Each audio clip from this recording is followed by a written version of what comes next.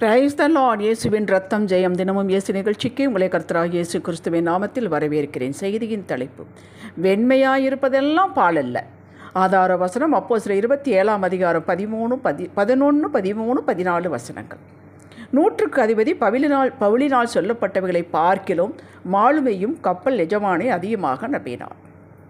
தென்றல் மெதுவாய் அடுத்தபடியால் தாங்கள் கோரினது கையூடி வந்தது என்று எண்ணி அவ்விடம் விட்டு பெயர்ந்து கிரேத்தாவு தீவுக்கு அருகே போனார்கள். கொஞ்ச நேரத்துக்குள்ளே யூரோக்கிலீதான் என்னும் கடுங்காற்று அதில் மோதிற்று. தீர்க்க தரிசனம் பெற்றவர்கள் ஒரு சிறு ஜெபம் செய்வோம். தகப்பனே, இந்த செய்தியை கேட்டுக்கொண்டிருப்பவர்கள், தொடர்ந்து கேட்டுக்கொண்டிருப்பவர்கள் பேதமையாக இருக்கும் பொழுது, தெரியாமல் இருக்கும் பொழுது, நாங்கள் முகத்தைத்தான் பார்க்கிறோம், இருதயத்தை பார்க்கிறவர். இன்னார் இப்படி நீ தப்பித்துக்கொள், இதிலிருந்து செய்ய வேண்டாம் என்றவர்களுக்கு உணர்த்துவீராக. இயேசுவின் நாமத்தில் பிதாவே, ஆமேன். இங்கே பவுலை பற்றி ஒரு சிறிய தொகுப்பு கொடுக்கப்பட்டிருக்கிறது. பவுலை ரோமாவரிக்கு கொண்டு போய் சேர்க்க வேண்டும். அவனும் கைதி. இவனோடு காவலில் வைக்கப்பட்டிருந்த வேறு சிலரை நூற்றுக்கு அதிபதியான யூலியோ என்பவரிடத்தில் ஒப்புக் கொடுக்கப்பட்டது. இவர்கள் கப்பல் பிரயாணம் ஆரம்பமாகி கிரேத்தா தீவின் ஒதுக்கில் சேர்ந்தார்கள். எனில் கப்பல் யாத்திரை தொடர்ந்து செய்வது நல்லதல்ல, மோசத்திற்கு ஏதுவாகும் என்று பவுல் எச்சரித்தான். இங்கேயே கொஞ்ச நாள் தங்கலாம் என்று யோசனை கூறினான். இனி பிரயாணத்தை தொடர்ந்தால் சரக்குக்கும் கப்பலுக்கும் நம்முடைய ஜீவனுக்கும் பெரும் சேதம் உண்டாகும் என்று எச்சரித்தான். நூற்றுக்கு அதிபதி பவுல் சொல்வதை கேட்கவில்லை. கப்பல் மாலுமி சொல்வதையும் கப்பல் எஜமானனையும் நம்பினான். கப்பலிலிருந்து அநேகம் பேர் போகலாம் என்று ஆலோசனை வேறு சொன்னார்கள். இதற்கு ஏற்றாற்போல் தகுந்தாற்போல் சூழ்நிலையும் சாதகமாக இருந்தது. தென்றல் காற்று வீசியது. இது இவர்களின் ஆலோசனையை என்டோர்ஸ் பண்ணுவது போல இருந்தது.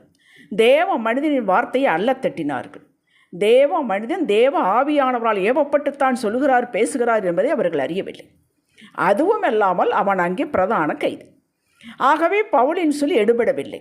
கப்பல் பயணம் ஆரம்பமானது. கொஞ்ச நேரத்திற்குள்ளே யூரோக்கிலிதான் என்னும் கடுங்காற்று கப்பலில் மோதிற்று. இவர்களால் பிரயாணத்தை தொடர முடியவில்லை. கப்பலை நிறுத்தவும் முடியவில்லை. காற்றடிக்கும் திசையிலேயே அது இழுத்து கொண்டு போனது. 14 நாட்கள் சாப்பிடவில்லை. சூரியனை காண முடியவில்லை. பவுல் எழுந்து நின்று கர்த்தர் என்னுடனே பேசினார். பவுலே, பயப்படாதே, நீ ராயனுக்கு முன்பாக நிற்க வேண்டும், ரோமாவரிக்கு போக வேண்டும். இதோ உன்னுடனே கூட யாத்திரை பண்ணுகிற யாவரையும் தேவன் உனக்கு தயவு பண்ணினார் என்றான். இதற்கு பின் நடந்தது யாவற்றையும் இந்த அதிகாரத்தை படித்து அறிந்து கொள்ளுங்கள். மக்களே, தேவனிடம் சில காரியங்களுக்கு ஜெபிக்கிறோம். அவரும் தேவ வார்த்தைகள் மூலமாகவோ போதகர் மூலமாகவோ சூழ்நிலைகள் மூலமாகவோ பதில் கொடுக்கிறார். நிச்சயம் கொடுப்பார். அதை ஏற்றுக்கொள்கிறோம். திடீரென்று காரியம் கைகூடி வர ஏதுவான காரியங்கள் மலவளம் என்று நடக்கிறது. குடும்பத்தார், உறவுகள், நண்பர்கள் யாவரும் இது கர்த்தரால் தான் நடந்தேறுகிறது, அதனால் தான் இப்படியெல்லாம் காரியங்கள் கடகடன்று வருகிறது என்று ஆலோசனை சொல்லி ஊக்குவித்தாலும் கர்த்தரிடம் எத்தனை முறை ஆலோசனை கேட்டால் சலிக்காமல் பதில் தருவார். நம்முடைய தடுமாற்றம் பேதமை அவர் அறிவார். காரியம் கைகூடி வருவதெல்லாம் கர்த்தரால் நடத்தப்படுகிறது. இது அவரது சித்தம் திட்டம் என இறங்கிவிடக்கூடாது. நம் பார்வைக்கு நலமாகத்தான் இருக்கும். எப்பக்கம் பார்த்தாலும் அது சரியானது போலதான் இருக்கும். இருந்தாலும் கர்த்தாவே, இது என் திட்டம்தான், நடத்து, புறப்படு, முதலீடு செய், திருமணத்திற்கு வாக்கு கொடு என்று நீ திட்டவட்டமாக சொல்லாமல் இறங்கக்கூடாது. நான் இறங்க மாட்டேன் என்று நீங்கள் அவரிடம் பேச வேண்டும். இன்னது சம்பவிக்கும் என்று அவன் அறியானே, அது இன்னவிதமாய் சம்பவிக்கும் என்று அவனுக்கு சொல்லத்தக்கவன் யார் என்று பிரசங்கி 8:7 சொல்லப்பட்டிருக்கிறது. நம்முடைய சுய புத்தி ஆலோசனை, மாமா சொன்னார், அவங்க சொன்னாங்க, இவங்க சொன்னாங்க, சரியாத்தான் இருக்கும், அவங்க சரியாத்தான் சொல்லுவார்கள் என்று இறங்கிவிடக்கூடாது. உதாரணமாக திருமண காரியம் என்றால் எல்லாமே நான் நினைத்தது போல எதிர்பார்த்தது போல இருந்தாலும் நீங்கள் கர்த்தரை எக்காலத்தில் தொடர்ந்து தேடும் நபராக இருந்தால் வீட்டில் இருக்க யாவரோடு கர்த்தர் ஒன்று போலத்தான் பேசுவார். ஒருவருடைய வேறு மாதிரி இன்னொருடைய வேறு மாதிரி பேச மாட்டார். தகப்பனோ அல்லது தாயோ இன்னும் கர்த்தர் இதற்கு சரியான பதில் தரவில்லை என்றால் பொறுத்திருங்கள், காத்திருங்கள். கப்பல் யாத்திரை வேண்டாம் என்று பவுல் தடுத்தும் சூழ்நிலைகள் அற்புதமாக இருக்கிறது என்று ஆரம்பித்தார்கள். திடீரென்று அந்த கடுங்காற்று வந்து அல்லோலப்படுத்தியது. இவர்களுக்கு தெரியாதே இப்படி ஒரு காற்று வரும் என்று. கர்த்தர் அறிந்ததால் தான் சொன்னார், புறப்பட வேண்டாம், இங்கேயே கொஞ்ச நாட்கள் இருங்கள் என்று. யோசுவா 6ஆம் அதிகாரத்தில் எரிகோ பட்டணத்தை எப்படி பிடிப்பது என்பது கர்த்தர் கற்றுக் கொடுத்தால் பிடித்து கொண்டார்கள். இப்பொழுது அருகில் இருக்க ஆயி பட்டணத்தில் உள்ளவருக்கு கொஞ்சம் பேர் தான், நாம் நிறையா பேர் இருக்கிறோம், போய் உடனே பிடிச்சிடலாம் என்று போனார்கள். தோற்று திரும்பி வந்தார்கள். ஏன்? கர்த்தரிடம் கேட்கவில்லை, அவர் போய் சொல்லவில்லையே. எண்ணிக்கை வைத்தோ இதுவரை இப்படித்தானே வெற்றி அடைந்தோம் என்ற தோரணையில் சூழ்நிலையை கொண்டு இறங்கிவிடக்கூடாது. 1 சாமுவேல் 30ஆம் அதிகாரத்தில் தாவீது அவனோடு இருந்தவர்கள் வெளியில் போயிட்டு சிக்லாகுள்ளே திரும்பி வரும்போது எல்லாவற்றையும் மனைவி, மக்கள், பிள்ளைகள், பொருள்கள் எல்லாவற்றையும் எடுத்துக்கொண்டு போய்விட்டான் எதிரி. அவன் உடனே அழுதான். சரி, இப்படித்தானே போயிருப்பான், அப்படித்தானே போயிருப்பான், இதான வழி என்று அவன் போகவில்லை. கர்த்தரிடம் கேட்டான். நான் போகட்டுமா என்று கேட்டான். போ என்று சொன்னார். பிடித்து கொள்வேனா என்று கேட்டார். எல்லாவற்றையும் திருப்பி கொள்வாய் என்றார். உடனே போனான். ஆண்டவருடைய வார்த்தை கேட்டு போனான். கேட்டதினால் ஆண்டவர் பையில துப்பு துலங்குவதற்கு எதிராக அனுப்பினார். அப்படித்தான் நம்ம கர்த்தரிடம் பேசித்தான் நாம் செய்ய வேண்டும். பேசுகிறவர் சரியான ஆலோசனை தருவாய். போய் அடிபட்டு தோற்று நஷ்டப்பட்டு வரட்டும் என்று ஒரு நாளும் அவர் இருக்க மாட்டார். பல வழிகளில் தடுப்பார். அதையும் நாம் தாண்டி போனால் அவர் பொறுப்பல்ல.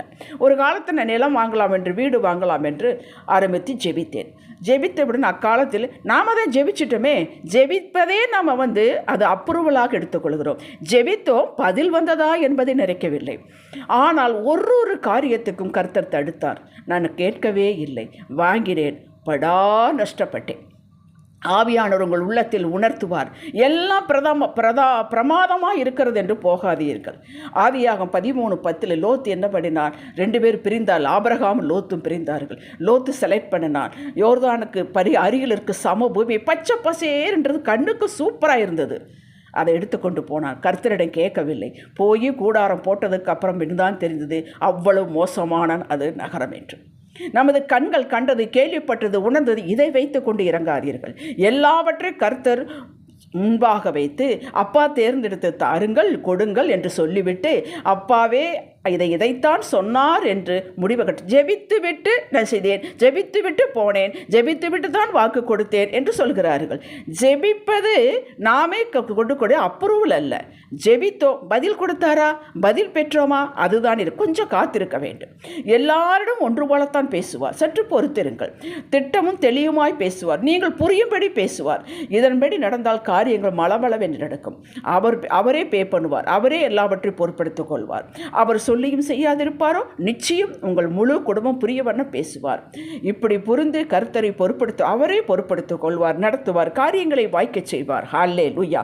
ஜெபிக்கலாம். தகப்பனே, இனிமேல் ஜெபித்துவிட்டு உமது நடத்துதலுக்கு, ஆலோசனைக்கு காத்திருப்போம். ஜெபம் என்பது அது அப்ரூவல் அல்ல. ஜெபம் என்பது உடைய கேட்கிறோம், நீர் பதில் கொடுக்க வேண்டும். அப்பா, நாங்கள் இனிமேல் உடைய நாம மகிமைக்காக வாழ்வோம். அந்த கிருபையை தாரும். இயேசுவின் நாமத்தில் பிதாவே, ஆமேன். ஹல்லேலூயா.